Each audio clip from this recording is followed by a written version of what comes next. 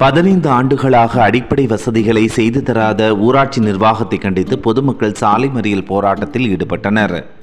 திருச்சி மாவட்டம் மண்ணச்சநல்லூர் ஒன்றியத்திற்குட்பட்ட இருங்கலூர் ஊராட்சி புறத்தாக்குடியை அடுத்த விடத்தாம்பட்டி கிராமத்தில் சுமார் 350 குடும்பங்கள் வசித்து வருகின்றனர். இந்நிலையில் கடந்த 15 வருடங்களாக அந்த பகுதியில் எந்த ஒரு அடிப்படை வசதிகளும் அமைக்கப்படவில்லை.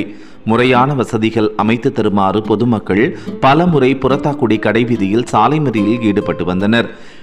மறியலின் போது பொதுமக்கள் கூறுகையில், கடந்த 15 ஆண்டுகளாக அடிப்படை வசதிகள் அரசு செய்து தரவில்லை. சாலை, மின்விளக்கு, குடிநீர், கழிவுநீர் வடிகால், வாய்க்கால் என எந்தவித வசதியும் இல்லாமல் வாழ்ந்து வருகிறோம்.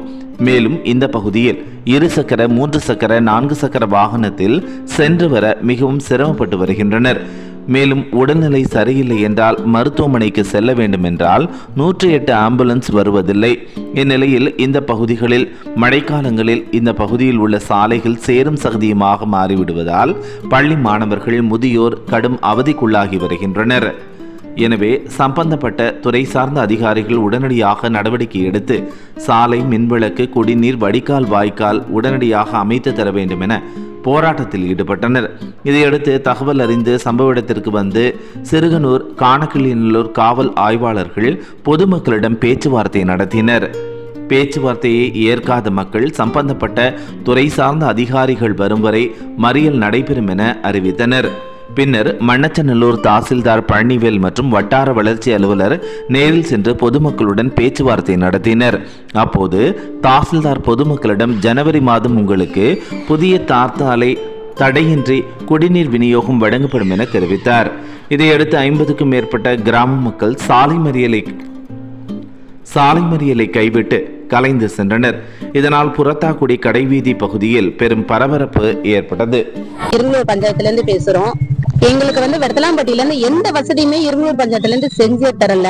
நாங்க 6 மாசத்துக்கு முன்னாடியே போய் தலைவரை பார்த்து பேசணும். தலைவர் எங்களை பாதி தூரத்திலேயே சொல்லிட்டாரு, நீங்க போங்க, 3 மாசத்துல உங்களுக்கு ரோடு போட்டு தரேன்னு சொன்னாங்க. 3 மாசம் ஆச்சு, 6 மாசம் ஆச்சு, இன்ன வரைக்கும் எதுவுமே இல்ல.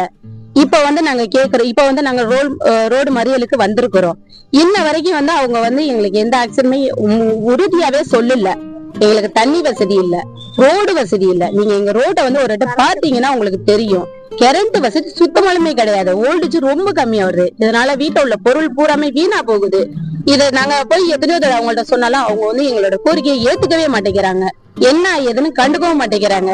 அதனால இந்த தடவை நாங்க இந்த முடிவு எடுத்திருக்கிறோம். இந்த முடிவுக்கு எங்களுக்கு எல்லாரும் ஒத்துழைப்பு கொடுக்கணும்னு நாங்க வேண்டி கேட்டுக்கிறோம்.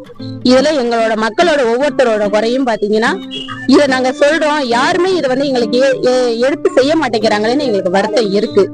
இதுல ஆனா பிள்ளைங்க பாதிக்குது. ஸ்கூல் போற பிள்ளைங்க, வேணி எல்லாமே அந்த சைடு தான் போறாங்க. ஆனா அவங்க அதை குறிச்சு எதுவுமே கண்டுக்கல. எங்க ரோடு பாத்தீங்கன்னா மழை பெஞ்சிச்சுன்னா கிணக்கால தண்ணி வரைக்கும் நிக்கிது. இதுலதான் நாங்க போறோம் வரோம். ஆனா ஏன் என்னன்னு கேக்குறேன்.